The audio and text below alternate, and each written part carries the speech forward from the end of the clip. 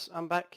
This is episode 3 of of learning the Schweitzer CBI 300 or Schweitzer 300 CBI, and I've just gone through the checklist and I've done everything correctly, and everything is working how it should, and everything is started up, and we're just gonna go fly, and we're gonna find a couple of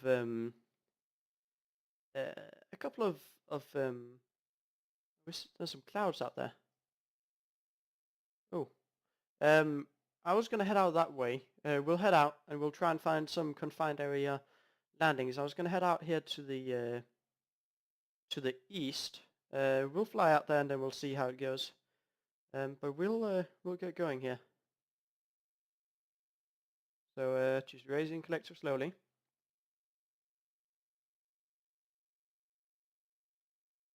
There we go. We are in the air.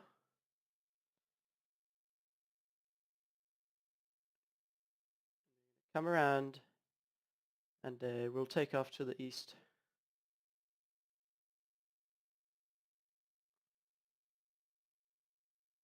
Runway 05, I believe.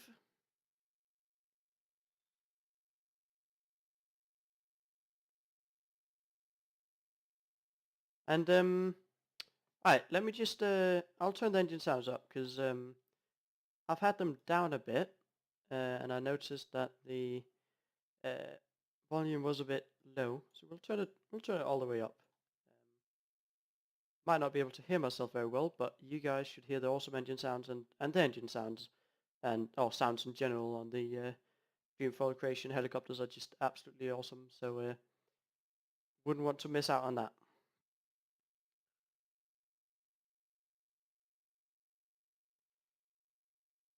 I'm going to come out, and I'm thinking we should follow the river out here to our left.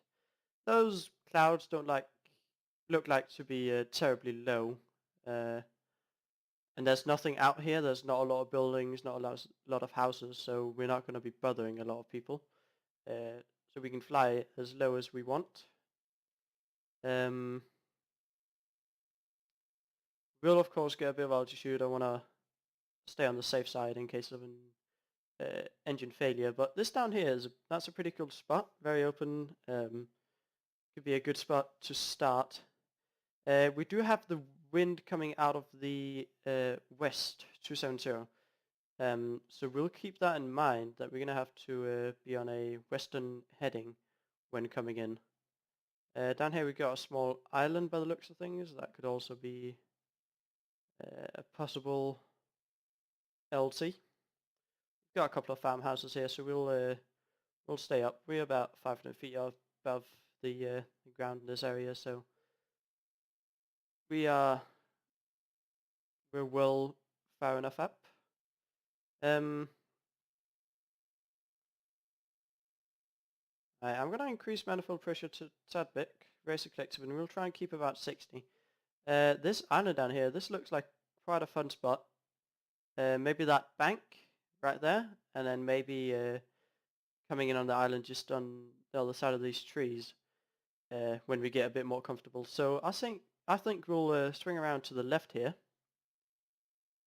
and then we'll come into the wind, into that bank right there. The wind is about 10 knots, I believe. So 10 knots is not too bad. We can deal with that. Yeah, that bank there, that small island's going to be quite fun, but we'll come in for the bank now. We're heading east now, so west is the complete opposite direction.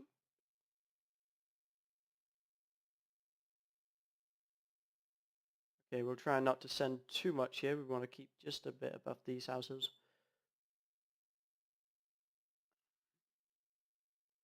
About 400 above these houses, 400 feet. Maybe a bit less, because the ground does rise as we get further to the east. Alright, coming down. Looking good. We are in to the wind. Wind is off our nose, and we're just going to come down about 40 knots. It's looking good. Our spot is right ahead of us. We are into the wind.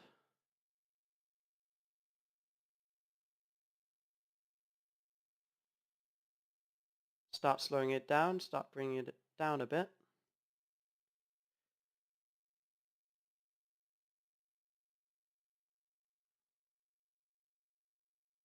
Watching all of the gauges. We are down quite slow now. I raise that collective. And we're going to get out of effective transitional lift here in a second. So we really want to watch our descent rate when that happens. Alright. We'll touch it down here. On this small bank. Sweet. That's as we want it. And I did check out the checklist on the different stuff before landing, and these are just the things that I was making sure of when I was coming down. The boost bump, no warning, caution lights, landing area is clear. The engine RPM is good, fuel quantity is good, engine gauges are green, and landing light is on. We're landing off-site here. I haven't actually bothered with the landing light, but we'll turn it on and we'll keep it on for the flight since we are doing VFR. Nobody would mind. Makes us more visible. Alright, sweet. That wasn't bad. So we'll come out to the west here again, get in a hover, and then use hover power until we get transitional lift, and then raise collective, and climb out, and we'll come in for that island then, because that felt alright. I could definitely deal with that. Okay, transitional lift, and raising collective, clearing these trees.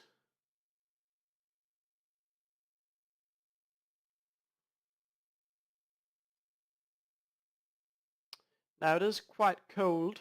It is actually minus degrees, believe it or not, but no snow, so we got that going for us. Hopefully it'll get a bit warmer.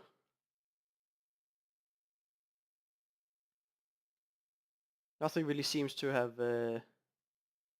frozen yet, so it's not that bad. Alright, we'll just come around and we'll get eyes on that island, and we'll pop down right on top of that. These clouds out here, they look a bit further down, so we'll keep west of them. We don't want to get trapped. We'll find a field as well, and we'll try and come down in a field somewhere. Alright, I've got the island out there.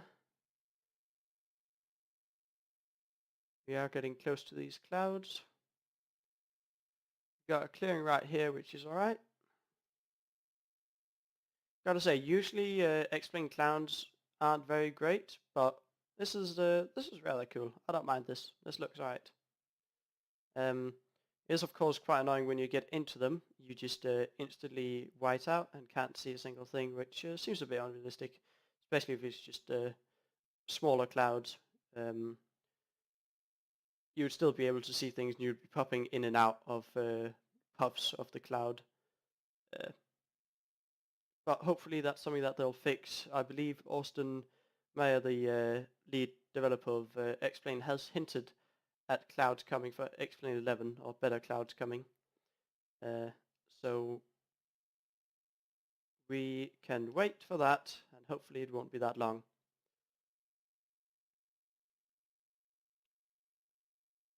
I'm going to make sure to slow down a bit more coming in, because this is going to be a bit steeper approach, because we have to clear these trees. We are coming in more or less into the wind. We want to come a bit more to the right. And we'll land pretty much middle of this island here. Slowly moving us forward. And then we'll stay within transitional lift, clearing these trees. And descending down front of our spot, still in transitional lift. Don't have to worry too much about the descent rate, although we want to start getting that down under control, and then we'll hop down. Speed is right back, both airspeed and ground speed. Descent rate is good.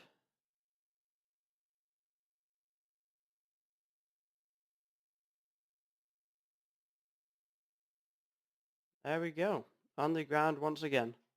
Not bad at all, just have to clear those trees and we were down.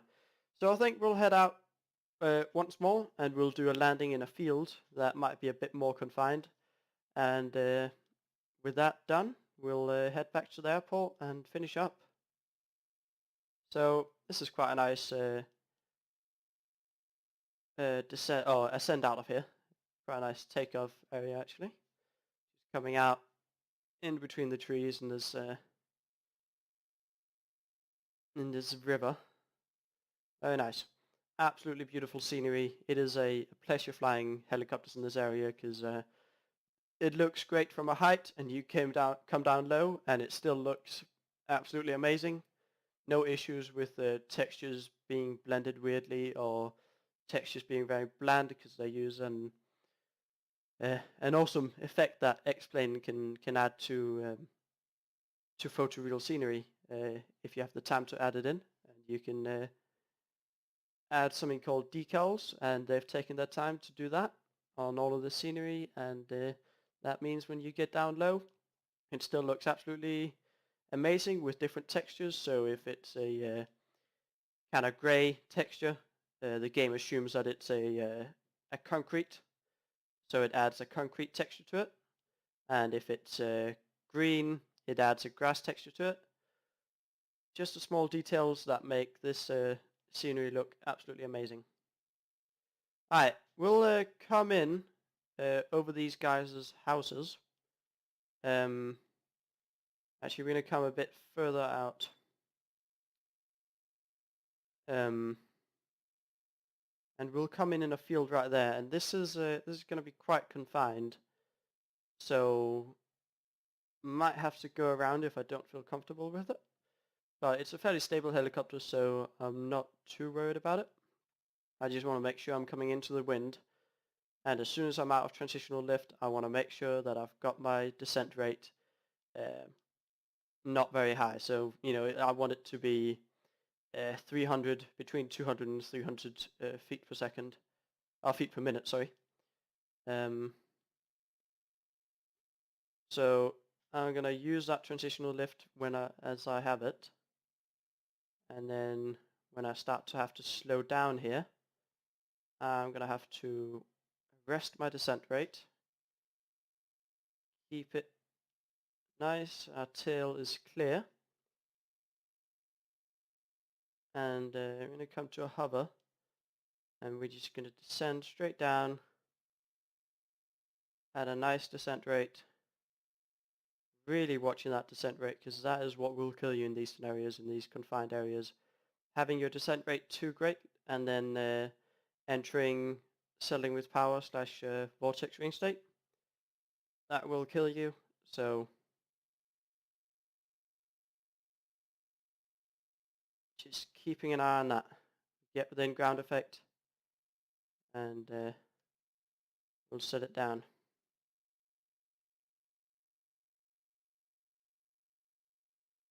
Sweet. Absolutely awesome. What a pleasure. Alright, it looks like the clouds might be moving a bit closer, but we'll take off here into the wind as usual. Come up, clear the trees, and this is going to be a quite high performance takeoff because we obviously can't get a run up. But we are quite close to sea level, so shouldn't have any problems with the power. But we'll come up and then we'll fly back to the airport and land and call that a day. So coming up, pulling a lot of power, but not too much. And don't worry about the manifold pressure in the Robinson. Oh, not Robinson, sorry. In the Schweitzer 300, because there is no limit to how much manifold pressure you can pull in this. So as long as all your temperatures, pressures, and RPMs are in the green, you can pull as much manifold pressure as you want. That is good to remember. It is always great to have those thoughts in your head, keeping everything under control, keeping an eye on everything, and then knowing the limitations of your aircraft. Alright, we got the field out here, not very far out at all. We'll cruise out to that at about 65 knots. Helicopter doesn't go much faster than that. I could pull more, but our fuel pressure is quite high. I think that's normal though for flight, that the fuel pressure is high. Yeah, pressures are quite high, but not in the red. I don't think they get affected too much by putting a lot of collective.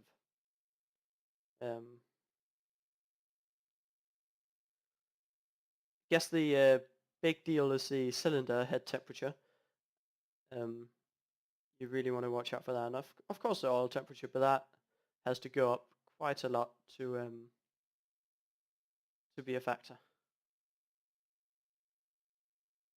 And max speed, of course, on this helicopter is about 95 knots. So you don't want to get too much past that. But I'll be surprised if you get up to 95 knots in a normal cruise situation. You can, of course, gather it by descending rapidly, but there won't be too many situations regarding that.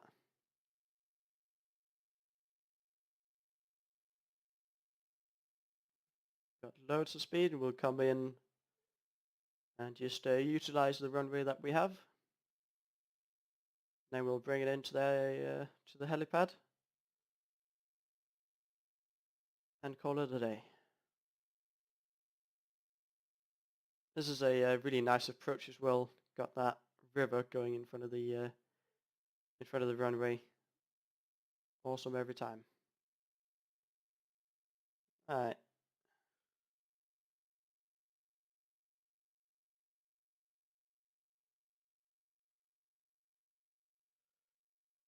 Alright, we'll just keep an eye out for that truck that tends to drive around. He is up there and other end, so he'll be no factor. We'll turn into our helipad.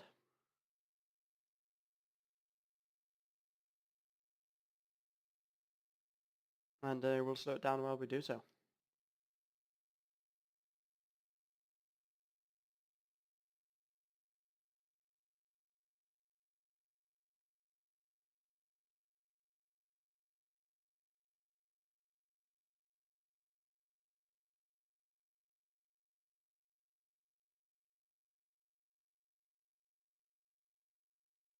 Ooh. I need to get situated into the wind here because I can feel that blowing on me quite heavily. That sure was causing a bit of trouble for a second then. There we go, a bit far back, but this isn't a very big helicopter, so still on the helipad. Tail rotors clear of everything though. Always keep an eye on that. Awesome. Well, I'll go through the checklist for shutting down. I won't bore you with that, but I'm really enjoying this helicopter so far. Third flight in it, and a couple of rather successful landings out in the wilderness with this helicopter. That's what I love to do. It's awesome every time. But there'll be a new episode, and I think we'll start to get in into some procedures or some emergency procedures in the next episode. So again, thank you guys very much for watching, and if you enjoyed this, let me know. And until next time.